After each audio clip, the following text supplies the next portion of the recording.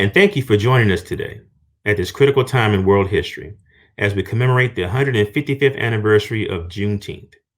Our program, Freedom, an historic national virtual commemoration of Juneteenth, is hosted by 6 African American museums. I am Ahmad Ward, Executive Director of Historic Mitchellville Freedom Park, located on Hilton Head Island, South Carolina. And I'm Lanisha DeBartolavin, Executive Director of the Northwest African American Museum, located in Seattle, Washington. We are collectively here today to commemorate Juneteenth. Before Juneteenth became a cultural holiday, it was a historic event. It began June 19, 1865, when a Union General, Gordon Granger, arrived to Galveston, Texas, with the late announcement that slavery had ended 2.5 years prior in the former Confederate states, including Texas.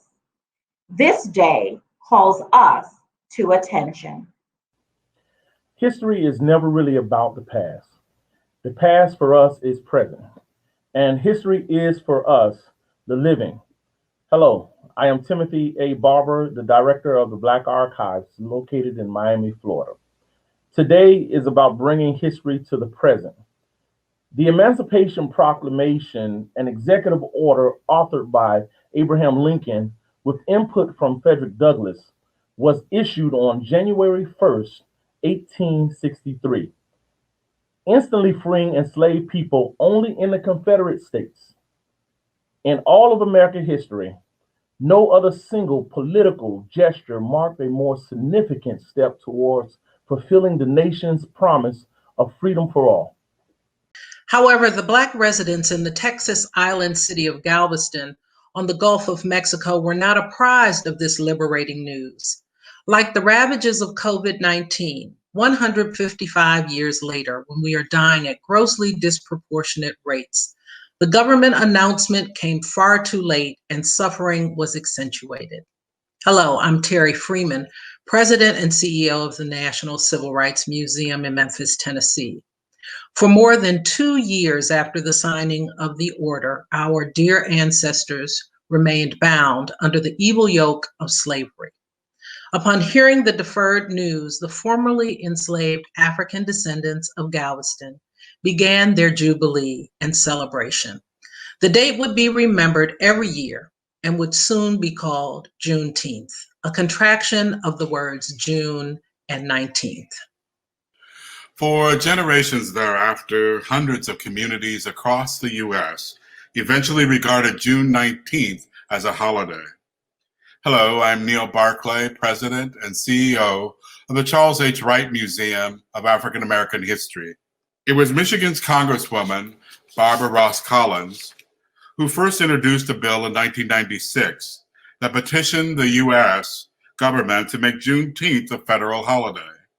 In her congressional remarks on the legislation, which still has not been enacted into law, she stated that the dehumanizing and degrading conditions of slavery were unnecessarily prolonged for hundreds of thousands of Black men, women, and children because our American government failed to communicate the truth. In the wake of a mass global uprising, where thousands are in the streets from London to Paris, from Kenya to Brazil and beyond, in righteous protest to the brutal police murder of George Floyd and innumerable other African descendants and people of color, this bill should now be enacted into law. Although the crucial lesson of Juneteenth, to be vigilantly alert and politically informed, is rooted in the past, more importantly, it is about the present. Hello, I'm Woody Keon, President and CEO of the National Underground Railroad Freedom Center, located in Cincinnati, Ohio. Understanding the events of the past, including Juneteenth, offers us strategies to face current challenges and find our way forward, especially in the midst of the COVID-19 pandemic. History reminds us that we've seen this before and we've overcome it before. The present cannot surprise those informed by the past. Oppressive conditions create uprisings. Our freedom can no longer be delayed. History then provides us with insight to fight the battles of our day. We are a people of innovation and self-determination. As these present times confirm, we have a long way to go until our community and society are free from our struggle for freedom, justice, and democracy. As Reverend Dr. Martin Luther King Jr. once said, none of us are free until we are all free. Our 6 African American museums and all of our Black museums exist today to help us to be informed. And through critical analysis and independent thought, we can boldly face these issues with faith and conviction and illuminate a path forward to our collective victory. Juneteenth serves as a starting point for us, a reference point in time, compelling us to consider how much further we can go if we just know, and if we act boldly on our knowledge. Juneteenth reminds us to be aware, to boldly challenge unfulfilled promises. In any arena in life, almost free is not free. Freedom ain't free. And delayed emancipation is denied emancipation. Today, we use 3 Freedom Amendments, 13th, 14th, 15th, to explore 3 questions. What should justice and equity look like in our society today? What will you do for your freedom? Why does voting matter? Black lives matter. Stay tuned for the remainder of today's program, which will feature readings from 3 extraordinary national luminaries: U.S. Librarian of Congress, the Honorable Dr. Carla Hayden, noted educator, author, and icon, Dr. Juneteeth Cole, and the 14th Secretary of the Smithsonian Institution, Mr. Lonnie Bunch.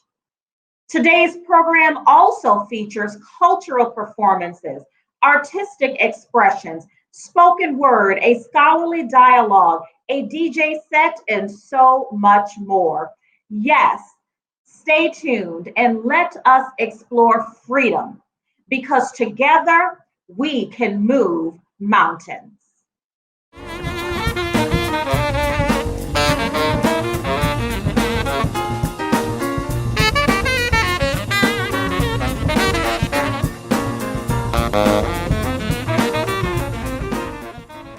And now, to read an excerpt of the 13th Amendment, U.S. Librarian of Congress, the Honorable Carla Hayden.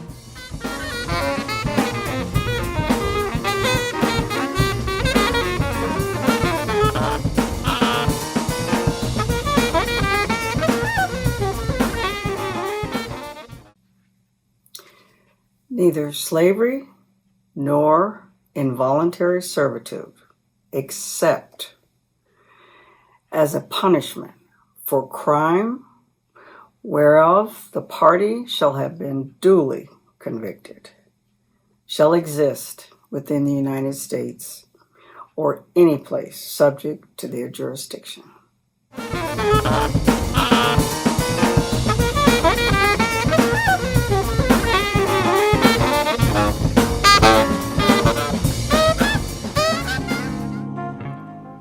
Right here on the banks of the Ohio River, the National Underground Railroad Freedom Center, a leading institution in preserving and celebrating African American history, fosters the legacy of the Fourth Ward, the swamp, known by some, but better known as Little Africa, one of 3 original Black settlements here in Cincinnati. During the 19th century, many escaped slavery. They would cross over the Ohio River right through this area. Hence, this site was the gateway to freedom for hundreds. Our mission is to reveal the stories of freedom heroes from the Underground Railroad era to contemporary times, to challenge and inspire everyone to take courageous steps for freedom today. We fulfill this mission through our exhibits, our programs, and meaningful experiences. We take pride in being a convener of thought leaders and critical thinking in the areas of social justice, cultural competency, and bias, serving as a beacon for inclusive freedom.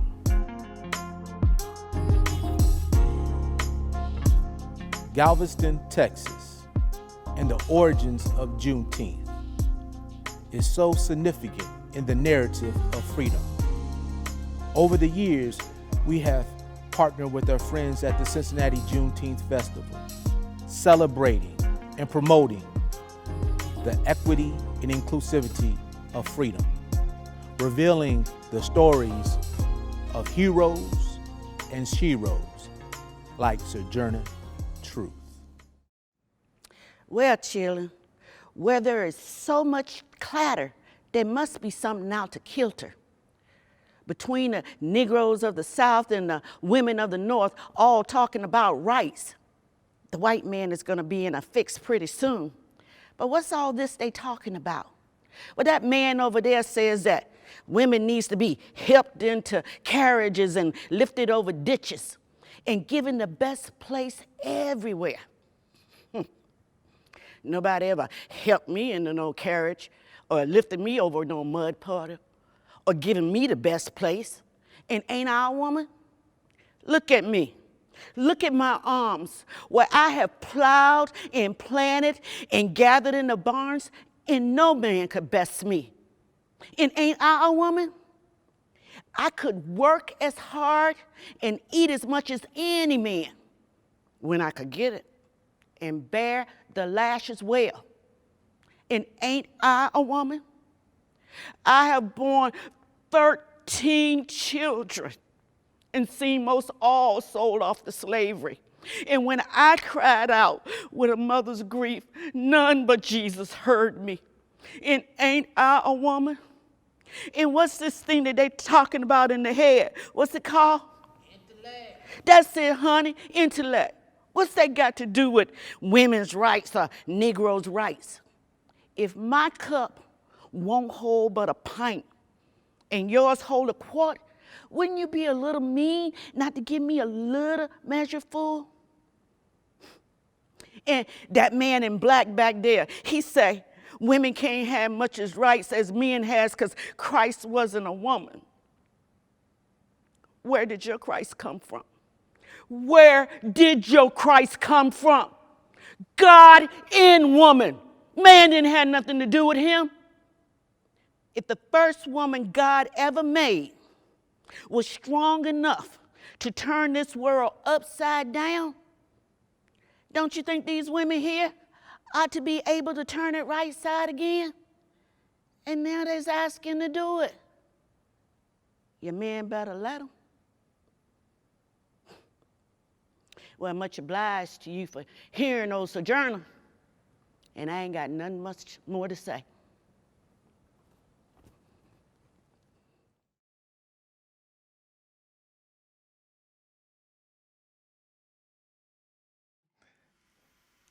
Hi, my name is Dr. Mark Lomax II. I'm from Columbus, Ohio, and it's an honor and a privilege to have been named the MAC Music Innovator for the 2019-2020 season with the Cincinnati Symphony, and to have been invited to participate in the National Underground Railroad Freedom Center's virtual Juneteenth celebration, honoring sheroes of the movement.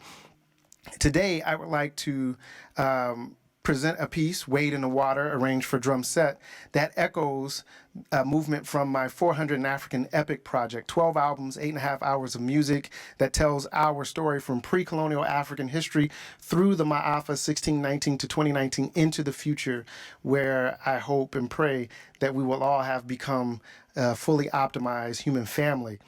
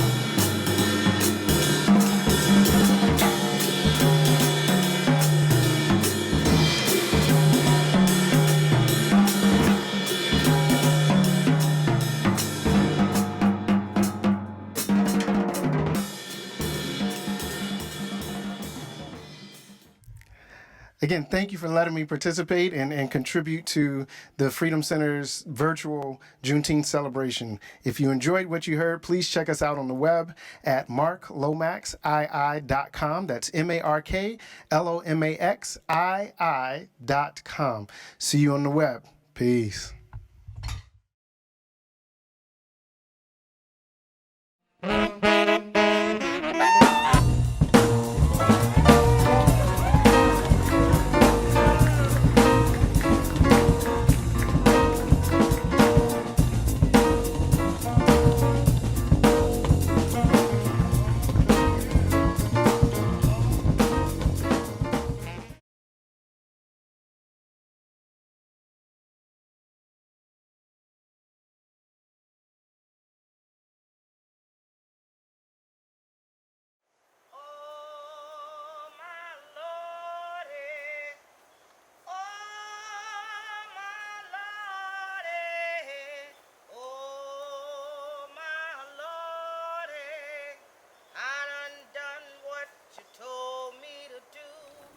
In the making of Mitchellville, which the help of government officials, military personnel, and civilians, a foundation was established upon which we stand today.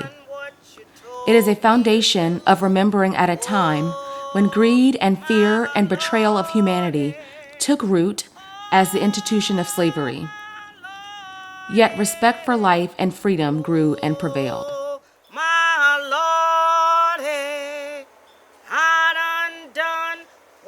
You told me to do. Welcome to Mitchellville. It is said that the truth can set you free, and the truth will open eyes and allow us to look our brothers and sisters in their eyes to see who they truly are. The town of Mitchellville sits on 150 acres and is first and foremost self-governed. The town is divided into districts for electing councilmen. And the Praise House was the first social point for freed men, not only in Mitchellville, but in plantations. Mm-hmm. The Praise House was a place that we could be by we lone self. Yes. And right. Talk about what's going on in our day-to-day lives. So if your husband wasn't right, you run to the Praise House and you tell the preacher. Come on, huh? Mm-hmm. If you might have been a little tired, a little weary, a little hungry, where you go? To the Praise House. Now the thing I love about the Praise House, that it really wasn't run by men. It was run by women. Because during those days, the woman was considered to be the first teacher. She carried a heavy weight. We do today, don't we? Yes, we do. Yes, we do. And so I love being here in Mitchellville, carrying on the legacy of the women who ran that Praise House. And it went on to become prayer meeting, teacher meeting. That's right. I don't care what your denomination, whether it was AME, Zion United Methodist, Baptist, Pentecostal, or anything else you want to create. That praying time, that teaching time came out of the Praise House. Even political conversation. Amen. Can we go back to that Praise House? Political conversation came out. So when I'm here, when we're here on Mitchellville, on the grounds of Mitchellville, I don't know about y'all, but I feel like I'm walking on holy ground. Yes. How y'all feel? Yes. Amen. Yes. Amen. Holy ground. Holy ground. And back behind this building here is the water. Yes. What y'all say? Is this holy ground? It's holy ground. It's holy ground. It's holy ground. It make you want to say, believe I'll run on, see what the end's gonna be. I believe I'll run on, see what the end's gonna be. Yes, sir. I believe I'll run on, see what the end's gonna be. Yes, sir. I believe I'll run on, see what the end's gonna be. Time won't last, hallelujah, long white road, hallelujah, waiting in the heaven for for me. You better know, time won't last. Hallelujah. Long white road. Hallelujah. Waiting in the heaven for me. Where it gonna be? Waiting in the heaven for me. Oh, I believe I'll run on. See what the end's gonna be. Y'all feel like running? Yes. I believe I'll run on. See what the end's gonna be. Run on, y'all.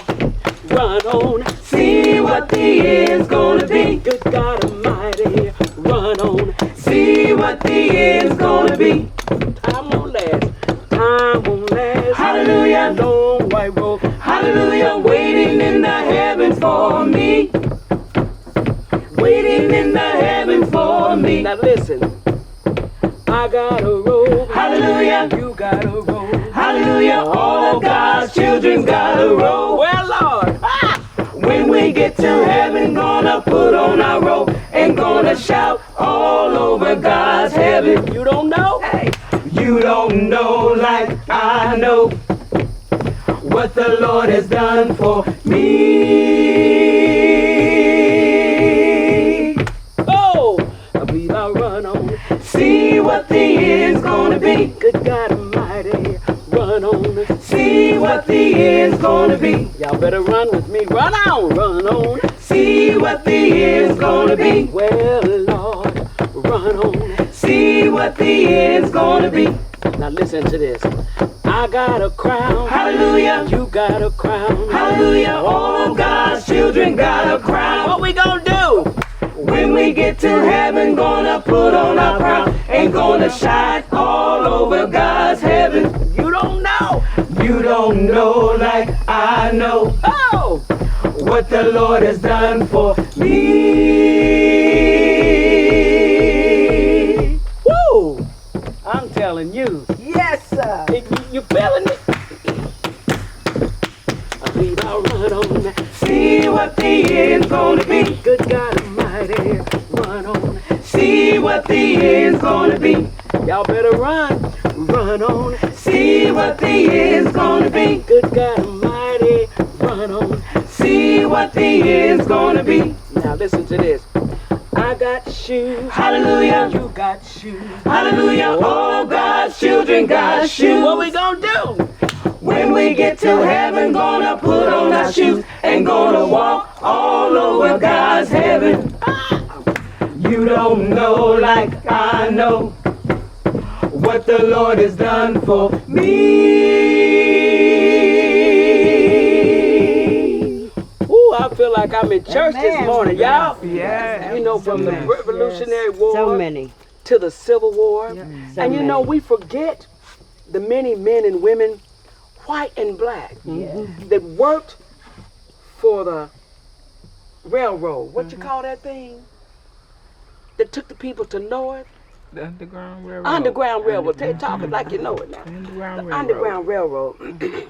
So I went online and I looked at the numbers. And it brought my mind back to the men of Carolina who joined in the Civil War, the black soldiers that are now buried in Beaufort at the National Cemetery. Okay. Y'all saw the movie with Denzel. Glory. Glory. That's the movie. Glory. Don't it make you want to say glory? Yeah. And I thought about them. I thought about that group of men and women. I thought about the Civil War. I thought about the Revolutionary War, the fight for freedom from England. And then I went on to World War I, War II, the Korean War, the Vietnam conflict. We have been in a constant battle. Thought about that. And I was going to give all the numbers out. But do y'all know from the time of the Civil War, from the time of the Revolutionary War to the Civil War, there was over 5 million men and women who died. That's a lot of people. That's a lot of. I'm not even including the rest of the wars. So it brought me to this song. When the battle's over. We shall wear a crown. Oh, we shall wear a crown. Oh, we shall wear a crown. Now hold on a minute. Now I was talking about the wars and everything, but it was a battle through the civil rights. Mm-hmm. What Dr. King and those men did, coming from the north, coming down here on all the sit-ins, fighting for our equal rights in restaurants and hospitals and buying homes where we want to buy it. You know, that was a battle. Yes. When the battle's over, we shall wear a crown. Oh, we shall wear a crown. Oh, we shall wear a crown. Today, our interest continues to bring us to this place called Mitchellville. We shall wear a crown in the new Jerusalem.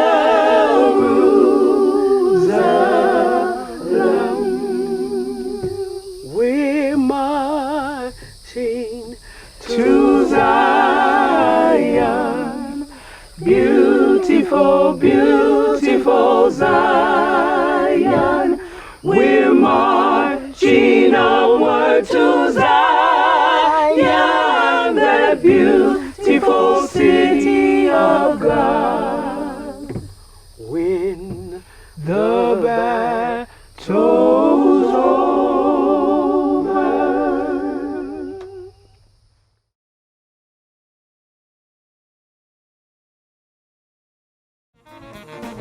And now, to read an excerpt of the 14th Amendment, Dr. Juneteth Besh Cole.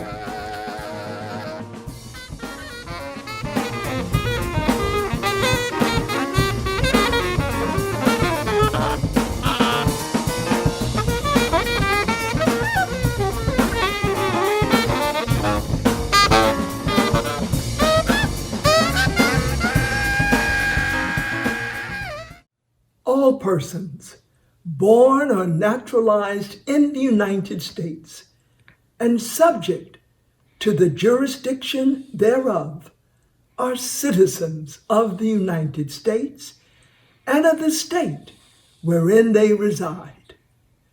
No state shall make or enforce any law which shall abridge the privileges or immunities of citizens of the United States, nor shall any state deprive any person of life, liberty, or property without due process of law, nor deny to any person within its jurisdiction the equal protection of the law.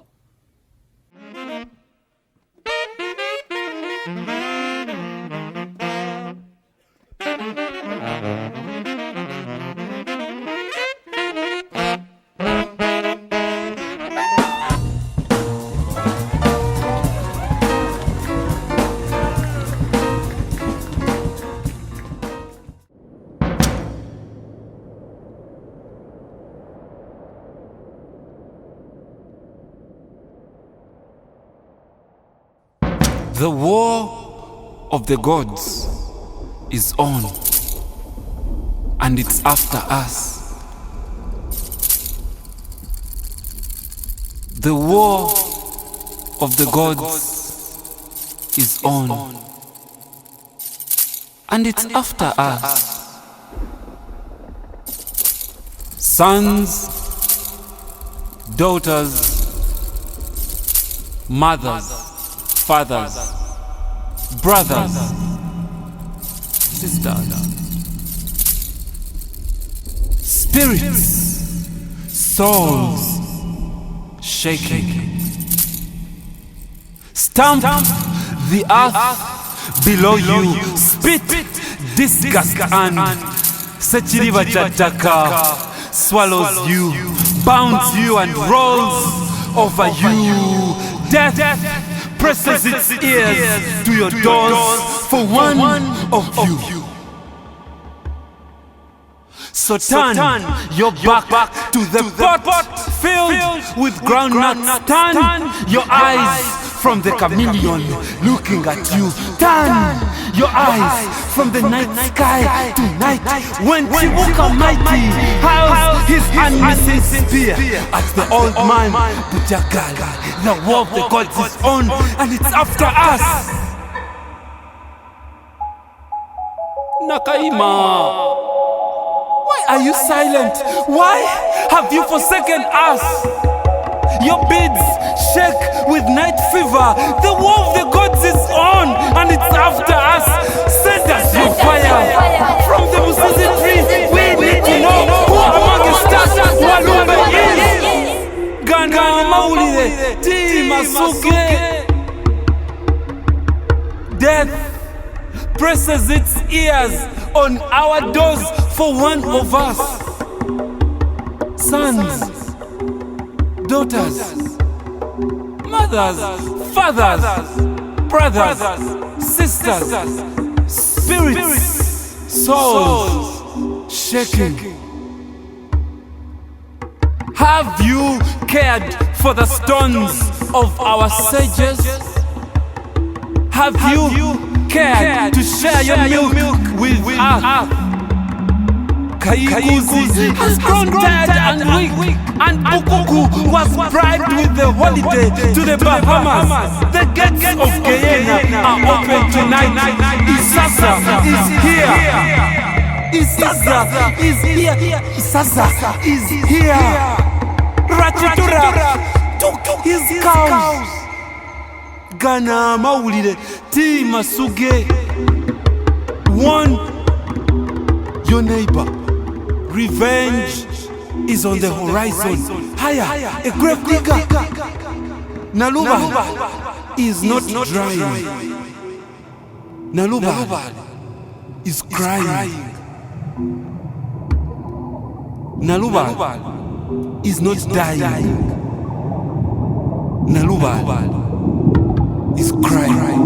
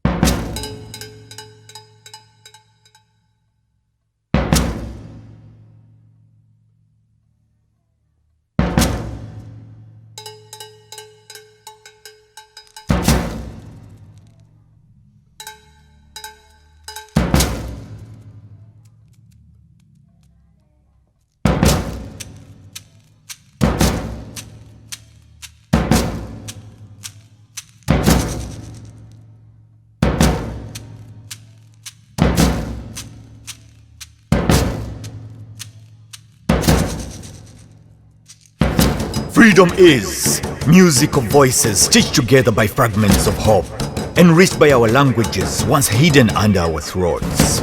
Since civilization made us ghosts, freedom is voices humming silence, remembering the ones we have lost in fright and in fear.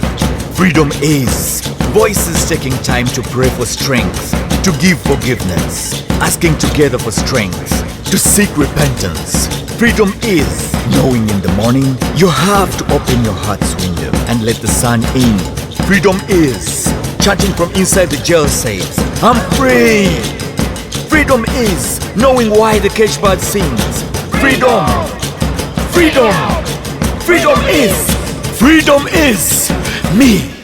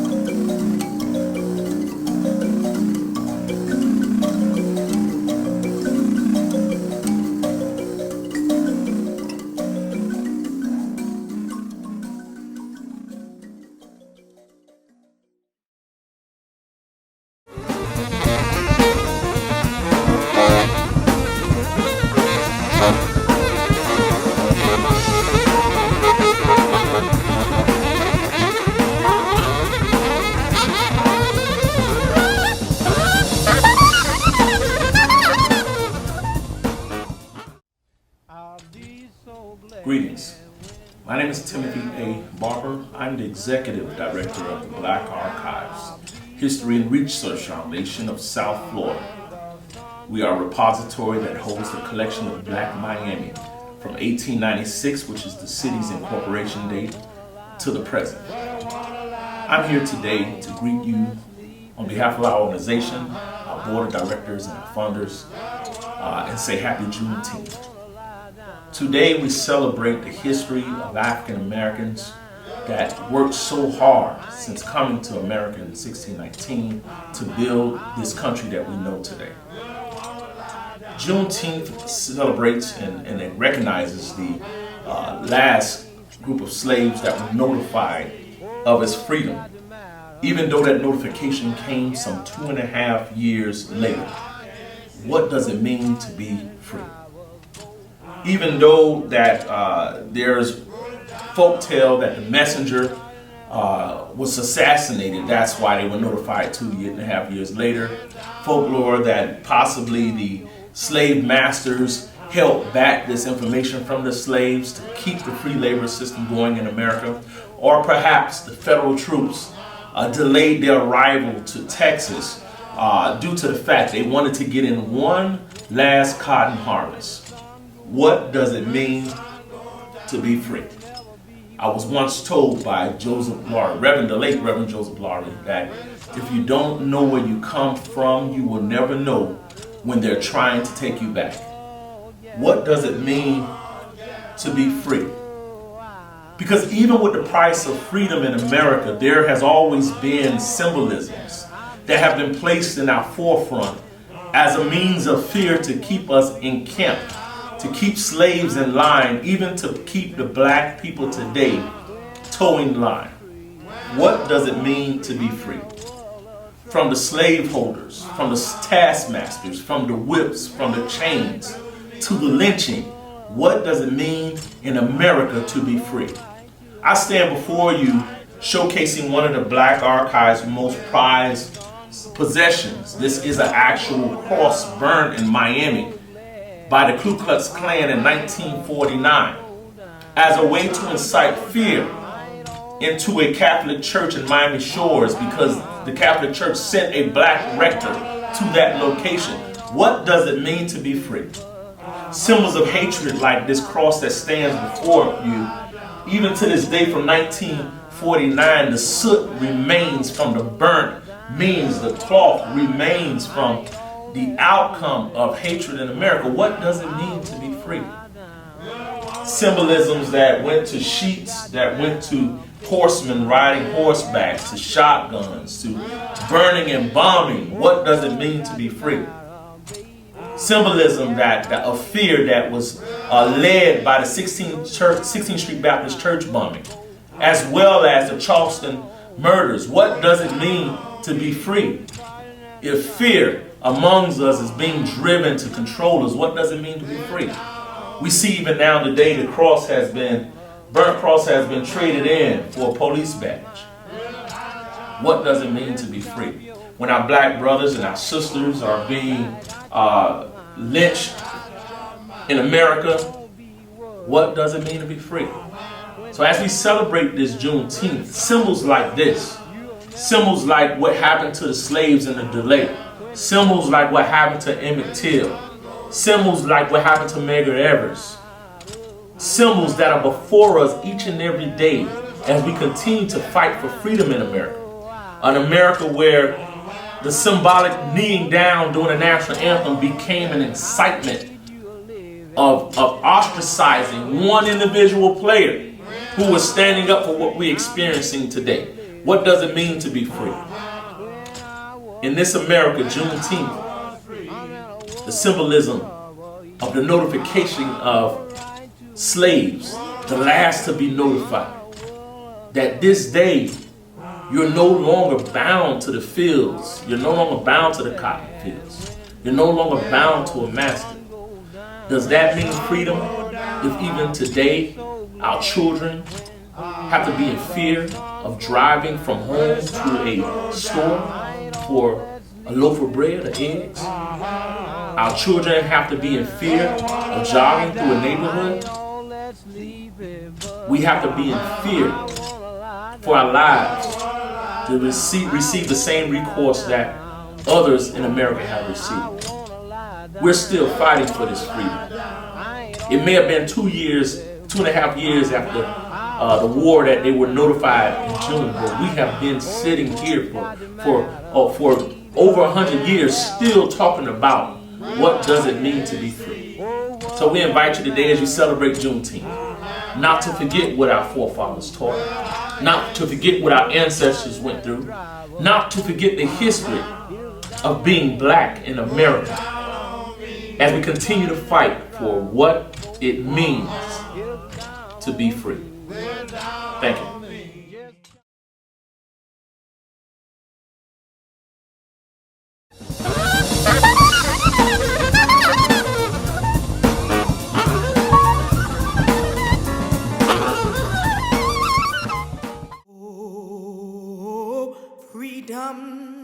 Hi, I'm Dory Lerner from the National Civil Rights Museum in Memphis, Tennessee. This week I'm coming to you with the Juneteenth edition of Storytime. Do you know what Juneteenth is? It's a really special and very important holiday in history, and particularly in American history and in African American history. So today we'll learn all about it with this awesome book called Juneteenth for Maisie by Floyd Cooper. This book, Juneteenth for Maisie, was published by Picture Window Books, so we want to thank them for allowing us to share this book with you. Maisie wants to play outside, but it is too late. It's getting dark, Maisie. It's time to stay inside. Maisie wants a cookie, but it's time for bed. Not now, little one. It's too close to bedtime. Maisie wants to stay up late, but she's too little. Bedtime is the rule, sweet girl. Why so grumpy, Sugar Bear? Asks Dad. I can't go where I want, have what I want, or do what I want, answers Maisie. Well, tomorrow you can have a celebration, says Dad. What are we celebrating? Asks Maisie. We will celebrate the day your great-great-great-grandpa Mose crossed into liberty. The day will be celebrated by us and many more families on a day we call Juneteenth. Dad lifts Maisie into his arms. I bet you're tired of hearing no all the time. Well, great-great-great-grandpa Mose heard no even more. Grandpa Mose worked in fields that stretched all the way to sunset.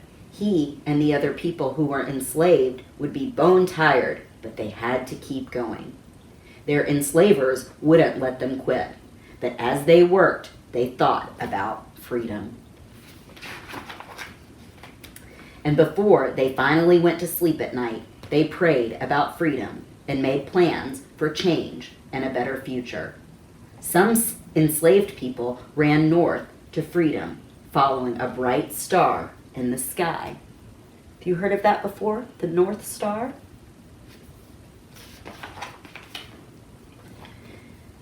They sweat, they bled, and they cried, till those cries were quieted by a single proclamation from a brave president. Grandpa Mose heard that proclamation read from the balcony of the hotel on that warm June day in Galveston, Texas. Grandpa Mose heard nothing but cheers, saw nothing but happiness, and felt nothing but pride shared by all those around him. The cheers became dancing. The dancing became celebrating. It went on and on into the night. Grandpa Mose and the others had found freedom. They continued to work, but this time they were paid for their hard work. So they worked and they saved, and they never forgot the moment they heard, the moment that changed their lives forever. But things weren't perfect. Black people still struggled to stand shoulder to shoulder with white people. They still weren't treated as equals. It wasn't easy, but they never gave up, and every year on Juneteenth, they remembered. They marched for jobs. They lobbied for schools and the right to vote. They shouted for opportunity.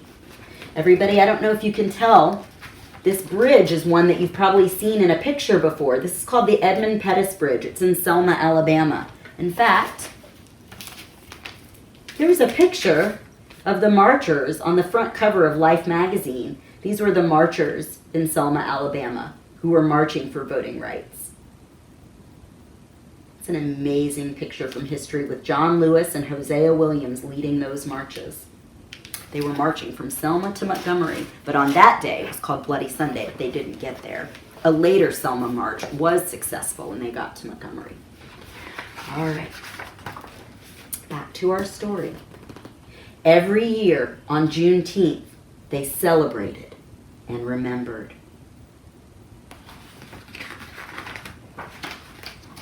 They learned and they grew. They forgave.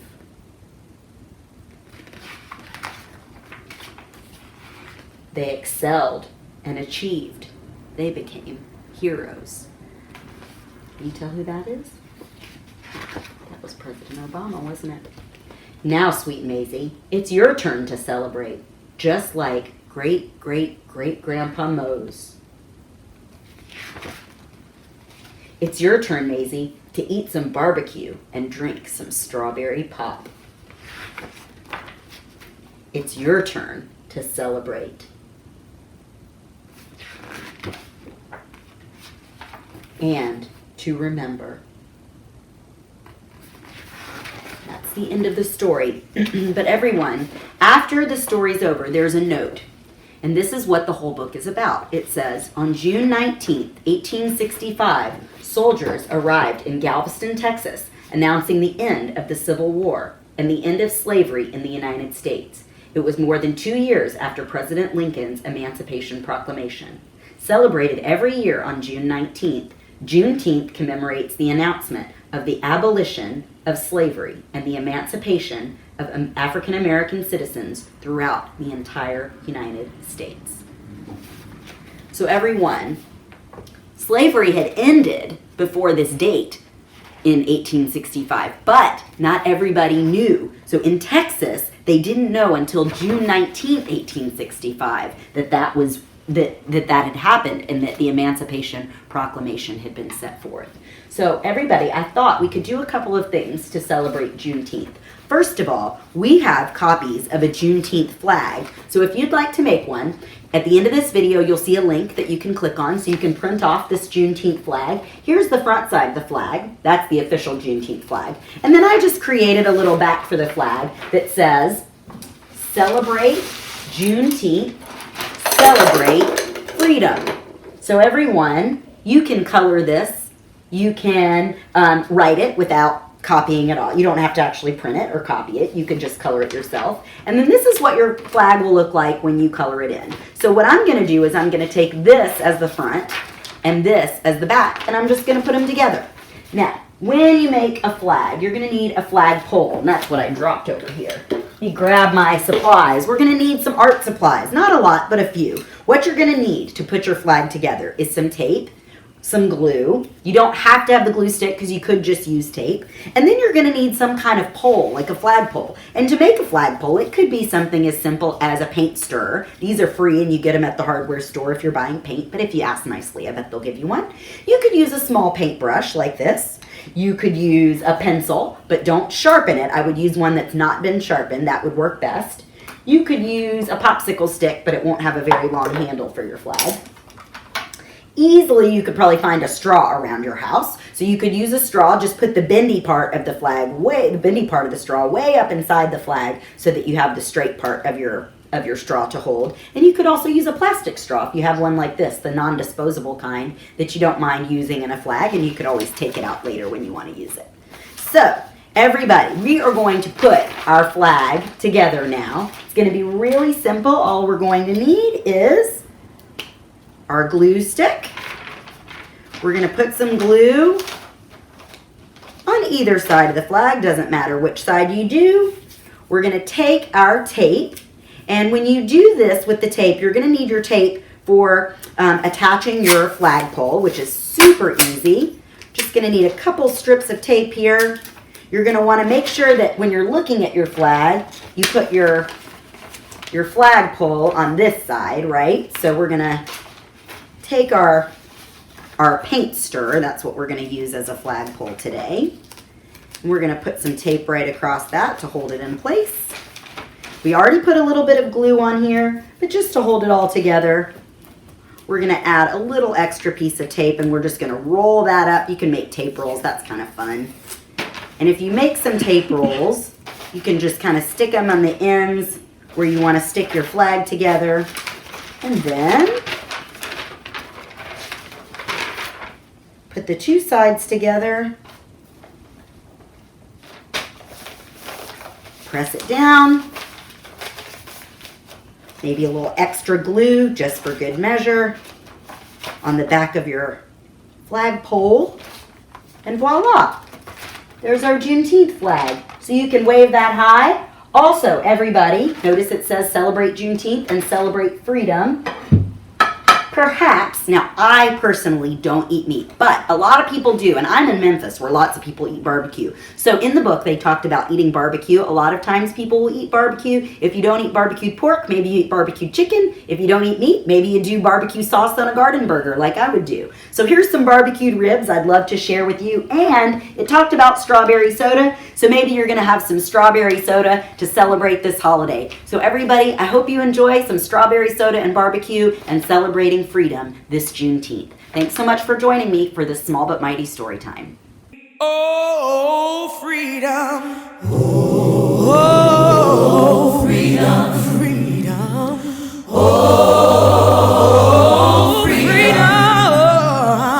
Oh, freedom over me. Over me. And before I be a slave, I'll be buried in my own grave and go home to my Lord and be free.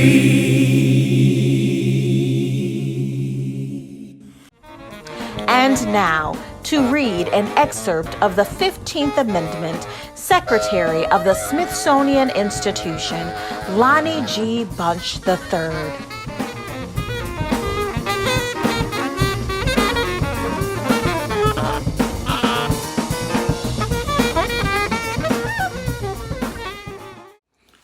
The right of the citizens of the United States to vote shall not be denied or abridged by the United States or by any state on the account of race, color, or the previous condition of servitude.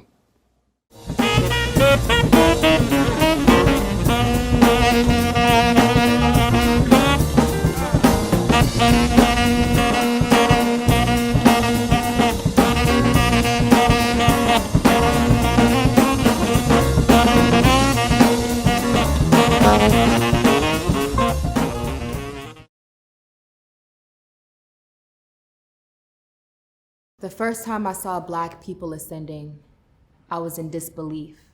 Miraculous. It was an August 9th, a frigid end of summer, awoken by commotion of blinding blue and red hues, of dispatches and bombings and bullets, of get down nows and shrills and shrieks, and they killed my babies. I looked out my window and there it was. Black folk leaping into the ether, first one foot then the other, hovering over the ground like unholding to gravity. There were no wings, no parachutes, no bodies tethered to a million balloons, just young and old and in between, Black boys and Black girls and those non-conforming. Ayanas, Trayvons, Mike Browns, and Sandras ascending. Oscars and Rakias leaping like leopards in flight. Erics, Altons, and Philandos floating in the indigo night. And I cried, forgetting to remember that despite the dealings in the flesh, the spirit was always meant to soar. And I, and all those others who witnessed the takeoff that day, say those folks glided off the ground gracefully but floated away deliberately. That is to say, nothing about Black ascension is mishap. My joy is between me and my gods are Black. We meet in the mornings and work at night. We set our altars and convene with cotton and sugarcane and baby's breath. We light our candles for guidance and disperse our shells for clarity. My liberation is like molasses, seeping into my palms and smeared across my white sheets made for cleaning, not for white gaze, and my freedom is celebration.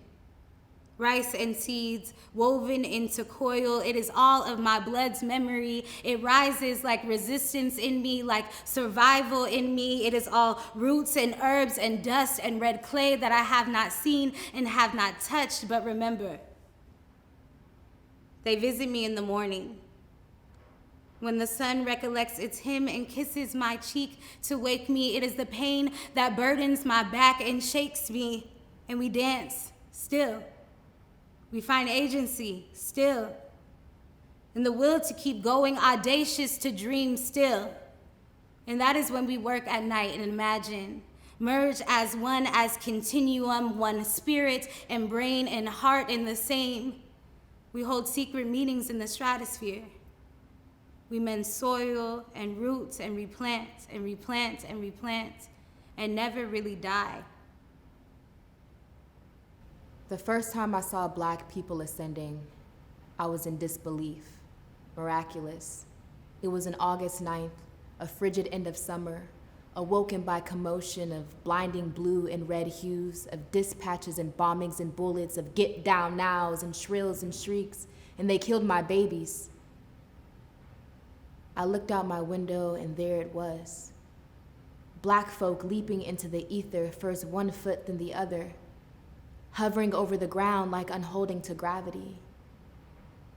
There were no wings, no parachutes, no bodies tethered to a million balloons, just young and old and in between, Black boys and Black girls and those non-conforming. Ayanas, Trayvons, Mike Browns, and Sandras ascending. Oscars and Rakias leaping like leopards in flight. Erics, Altons, and Philandos floating in the indigo night.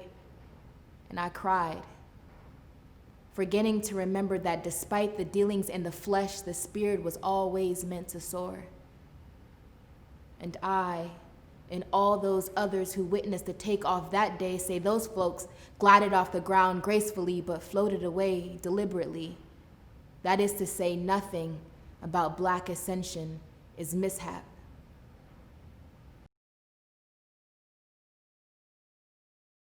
My joy is between me and my gods are Black. We meet in the mornings and work at night. We set our altars and convene with cotton and sugarcane and baby's breath. We light our candles for guidance and disperse our shells for clarity. My liberation is like molasses, seeping into my palms and smeared across my white sheets made for cleaning, not for white gaze, and my freedom is celebration. Rice and seeds woven into coil, it is all of my blood's memory. It rises like resistance in me, like survival in me. It is all roots and herbs and dust and red clay that I have not seen and have not touched, but remember. They visit me in the morning. When the sun recollects its hymn and kisses my cheek to wake me, it is the pain that burdens my back and shakes me, and we dance still. We find agency still, and the will to keep going, audacious to dream still. And that is when we work at night and imagine, merge as one, as continuum, one spirit and brain and heart in the same. We hold secret meetings in the stratosphere. We mend soil and roots and replant and replant and replant and never really die.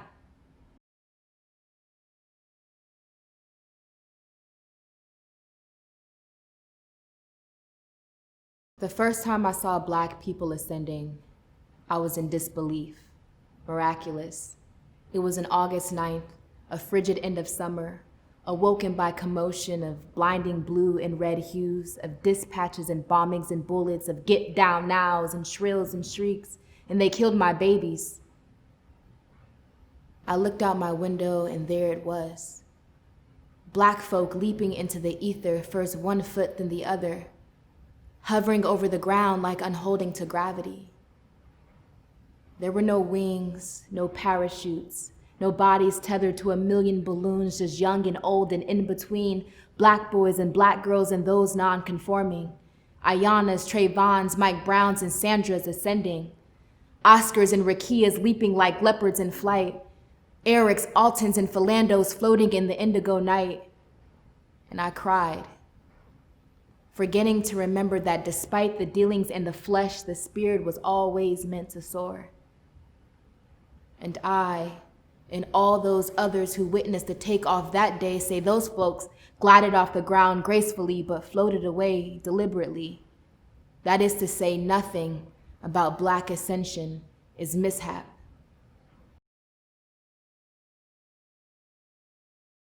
My joy is between me and my gods are Black. We meet in the mornings and work at night. We set our altars and convene with cotton and sugarcane and baby's breath. We light our candles for guidance and disperse our shells for clarity. My liberation is like molasses, seeping into my palms and smeared across my white sheets made for cleaning, not for white gaze, and my freedom is celebration. Rice and seeds woven into coil, it is all of my blood's memory. It rises like resistance in me, like survival in me. It is all roots and herbs and dust and red clay that I have not seen and have not touched, but remember. They visit me in the morning. When the sun recollects its hymn and kisses my cheek to wake me, it is the pain that burdens my back and shakes me, and we dance still. We find agency still, and the will to keep going, audacious to dream still. And that is when we work at night and imagine, merge as one, as continuum, one spirit and brain and heart in the same. We hold secret meetings in the stratosphere. We mend soil and roots and replant and replant and replant and never really die.